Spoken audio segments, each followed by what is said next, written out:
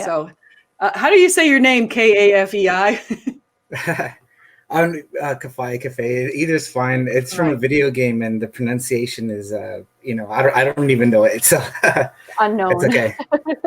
Okay, well, welcome here. Do you But my real name is Jimmy. If you prefer to call me that. Okay, so well, welcome. I don't know you. You want to share a little bit about yourself so everybody can learn? Sure. I mean, I've been on the chat a few times on the stream, and I've just never had a chance to chime in one of these. I've been wanting to. It just happens to be when I'm at work all the time. But today I'm off, and I finally had an opportunity. And you always bring up topics that I'm very interested in, like for instance, spiritual experiences or psychedelics. Yeah. I don't know if you're familiar with Elmo's World podcast, but he just did an interview with me like a couple of days ago, and we got into these topics. And one thing I wanted to ask Erin was because she said she tried psilocybin, and I wanted to ask if she's familiar with. I live in DC. Terrence McKenna, what he called the heroic dose. Yeah. And did you ever try a dose range to that extent? No. I think so I think his heroic dose is like 5 or something like that, or 5 to 7 or something ridiculous. No. I've never done anything quite like that. It's kind of on a bucket list. So it's like traveling to the Amazon and doing ayahuasca. It's like bucket list stuff for me, but hasn't quite worked into my schedule right now. Yeah, no, it's on my bucket list too. I haven't done that one, but I've called into like the Atheist Experience, Truth Wanted, Talk Heathen. I've spoken to many of the hosts of the Atheist of all these ACA shows, and Matt Dillon, a lot of the more popular ones. Yeah. And I've asked them if they've had, psychedelics, and I think Eric told me that he's tried some, and Matt said he's tried some too, but they both admitted that they've never tried, something like Terrence McKenna's heroic dose. Yeah, and it's a shame too. Did you ever read about that or listen to Sam Harris's experience when he did the heroic dose? Yeah, he just recently did it. Yeah. Yeah, that was fascinating. He said that if he was religious, he would have said it was a direct vision of the Holy Spirit. Like there was no other words. Yeah. And I thought that was interesting. And the research, that's also what they're talking about too when they dose these volunteers. They're talking about it's a psilocybin inside a pill. They're not necessarily making people eat mushrooms. It take a long time to get down 5 dread grams, but they put the equivalent in a single pill of psilocybin, and so that's what they're giving the volunteers, and that's where they find these conversion experiences for atheists, where they no longer identify, with atheism after the experience, and they define, they kind of characterize this experience in the research as a mystical experience, is the term they use after William James' work.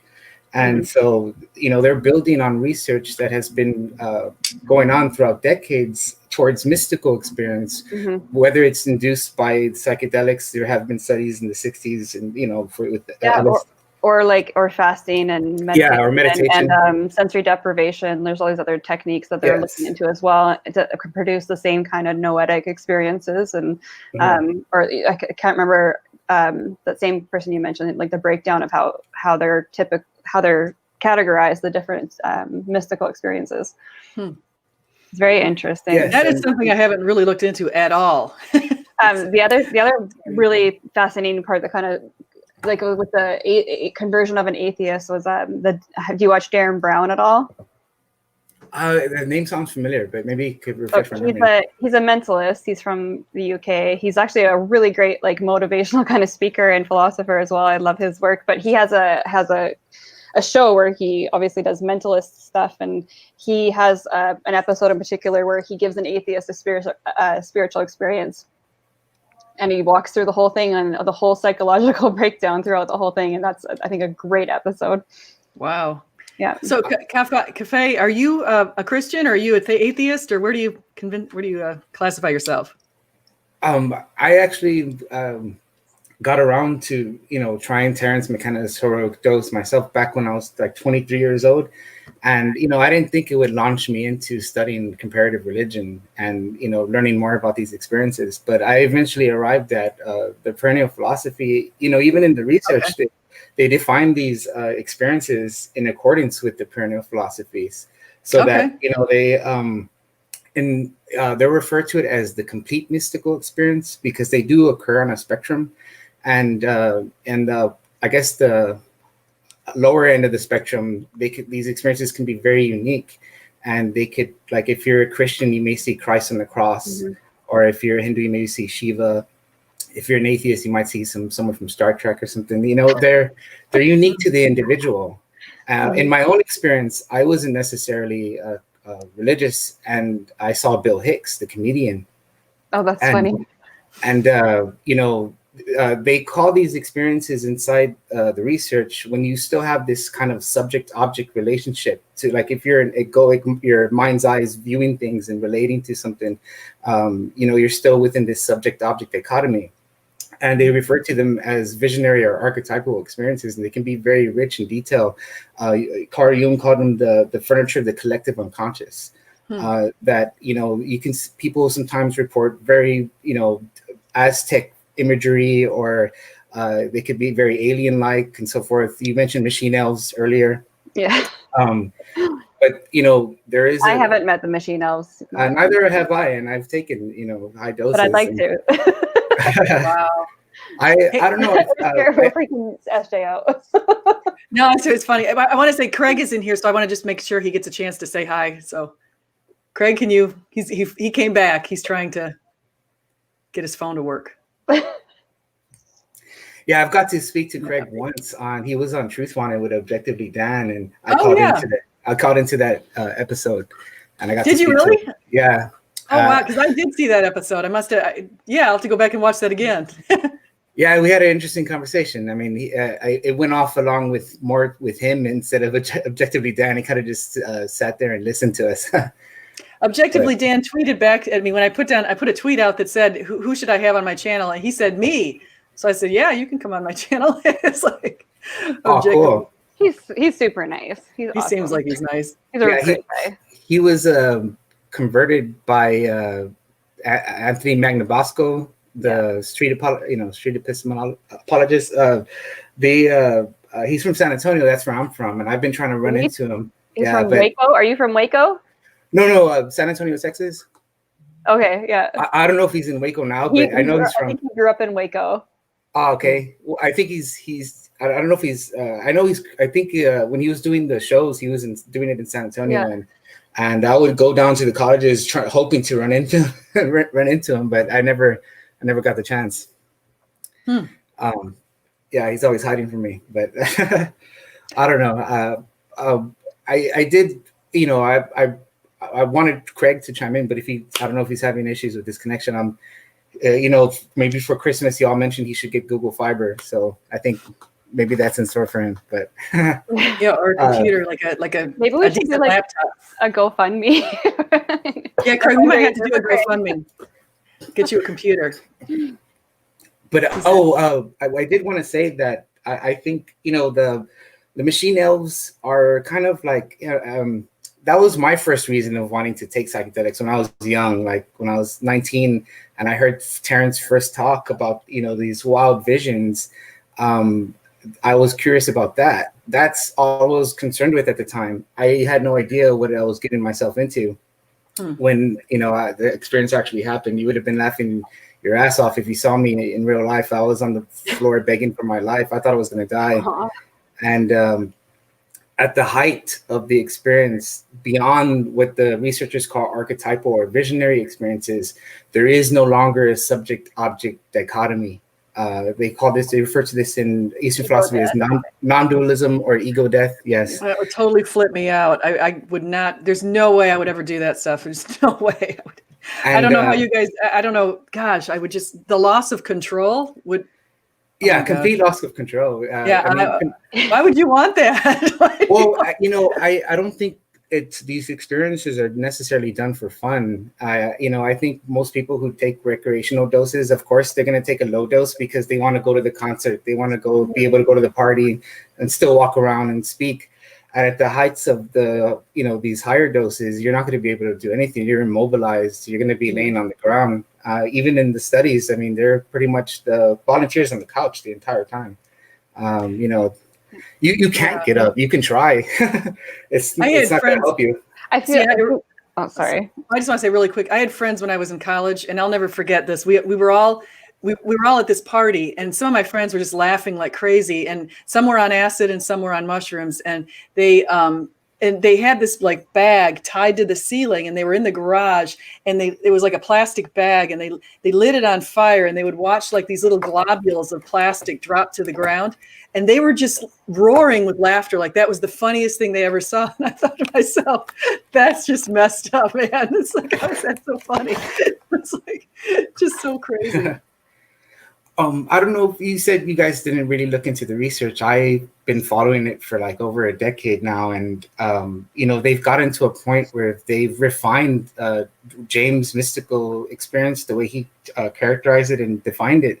They've refined his definition to a point where they've got 6 characteristics that they use to describe the experience. And, I could list some. I even called into the atheist experience with Matt Dillahunty, and he allowed me to list all 6. And after he hung up on me, of course. Yeah. Why did he hang up on you?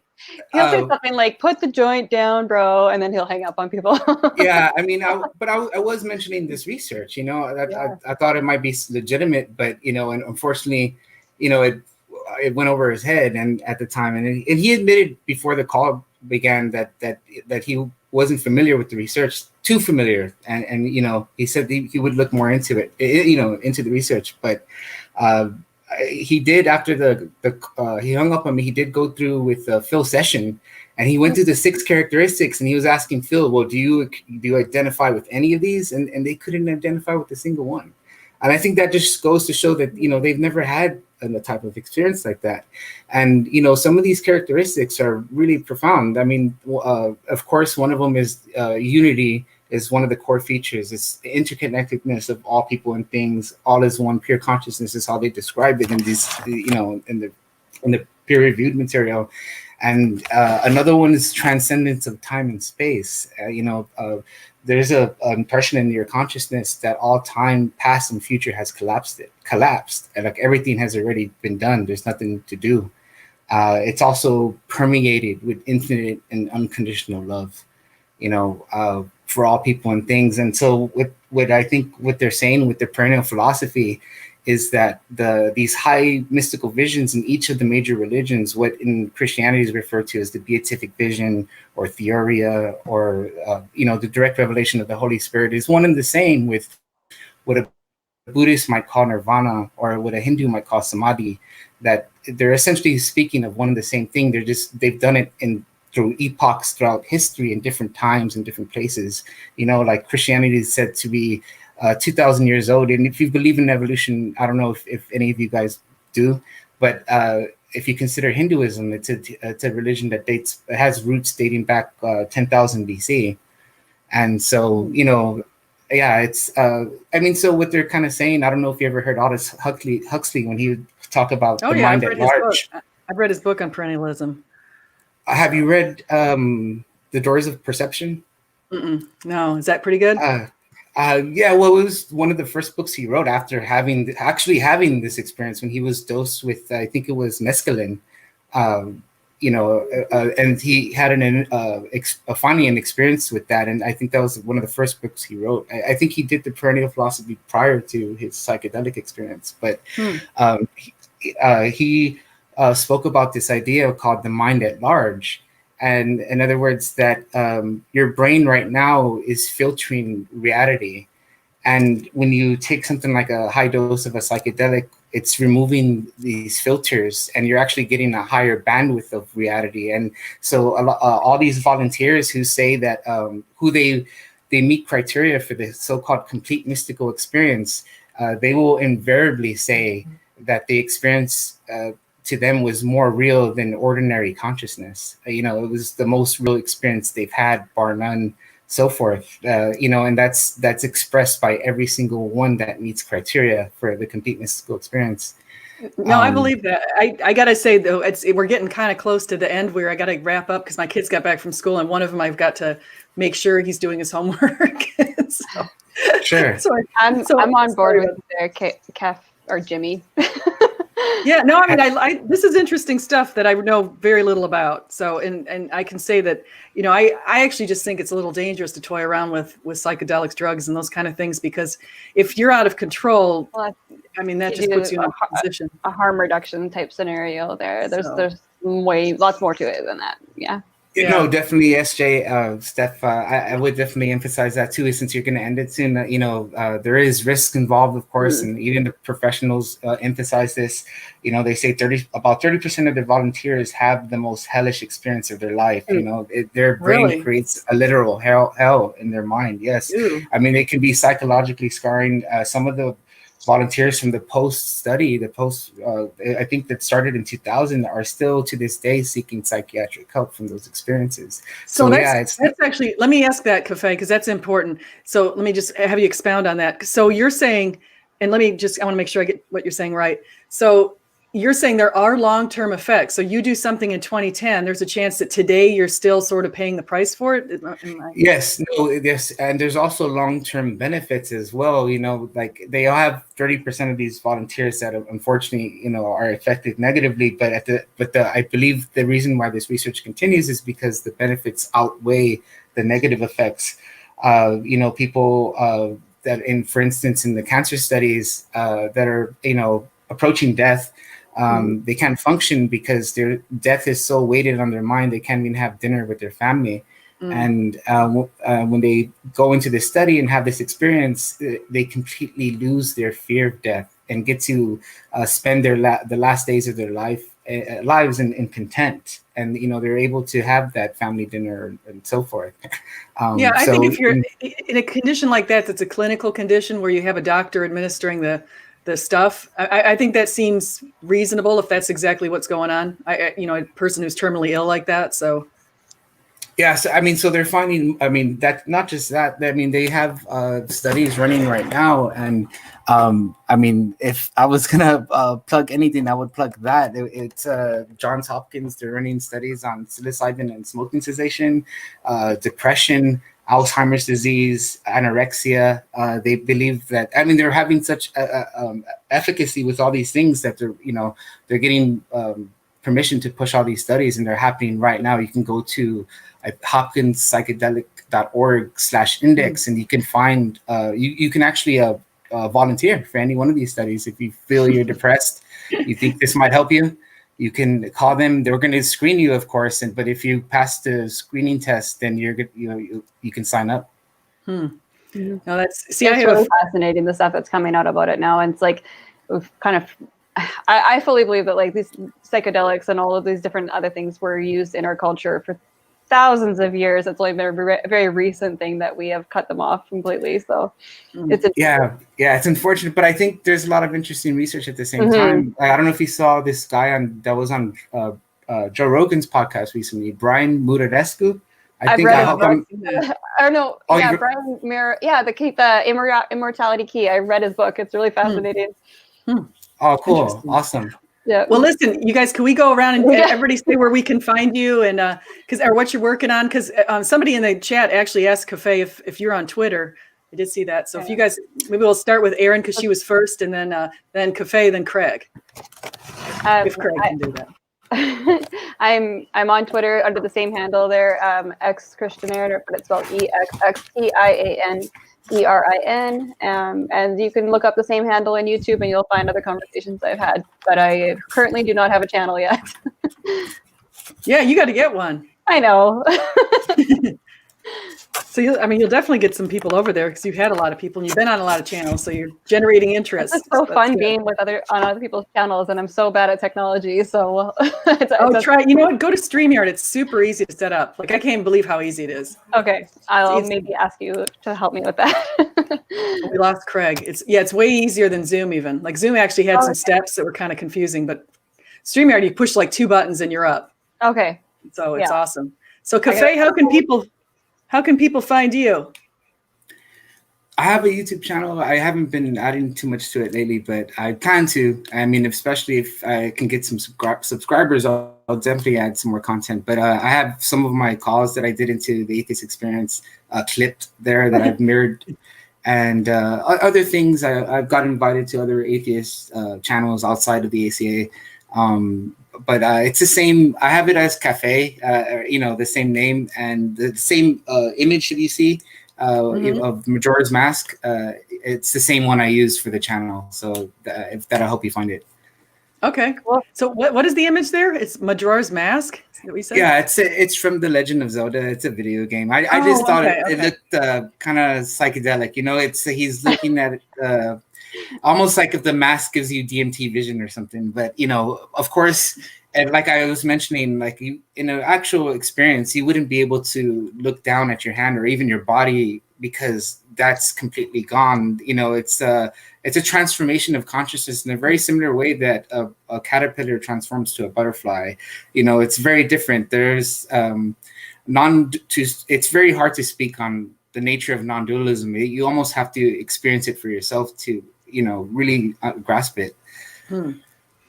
Okay, so that's fair enough. So and I know we have differing opinions here in the audience between that and my opinion on that, and some of the audience has different opinions. Some of them sound like they really like what you're saying, so so people are going to want to hear more, Kafei. So definitely, and same thing with ex-Christian Aaron. So people want to definitely hear more. So I hope that you guys will come back. And Craig, I hope that next time when you come on, you'll be able to get in here. I might have to do a Zoom video next time I do this so that Craig can definitely get on because he has easier time with Zoom, I guess. And so I also want to say thanks to Digital Gnosis who came in earlier today. So we had a good group of people. So you guys, I'm going to go ahead and end the broadcast. Please go ahead and find Kafei's channel and find these guys on. Did you say, Kafei, I forgot if you said you're on Twitter. I do have a Twitter account and I've only used it to message Craig and that's it. Is it under Kafei? I forgot what I have. It might be. I pretty much use the name for everything. But I do want to start a channel called The Cat Down the Road soon. And it's based off Ralph Smart always speaking of the cat down the road. I'm going to be the cat down the road. So I don't know. Cool. I might start that soon. There you go. Awesome. Well, great. Well, you guys, thank you so much for coming on. I'm going to go ahead and end the broadcast tomorrow. Friday. You guys make sure you come because I actually have the pastor, Braxton Hunter's pastor of this he's a lead pastor of this major church who's going to come and talk to me at 1:00. And we're going to talk about the evidence we have for Jesus' resurrection. And so I think I might. Oh, okay. Yeah. You know him? Okay. Oh yeah. Yeah. We'll see. I'll see if I can do that. Okay, good. Yeah, come on in. And so again, 1:00, come back. And then I'm going to try to run this again. Oh, next Wednesday, I'm going to have house guests. So I won't be able to do this next Wednesday, but we'll probably do it the Wednesday following next Wednesday. So you guys have a very merry holiday. If I don't see you again, whatever you worship or whatever you believe, Merry Christmas, Happy Hanukkah, Happy Kwanzaa, Happy New Year. What did I miss? Thanks for having us. All right. Thank you.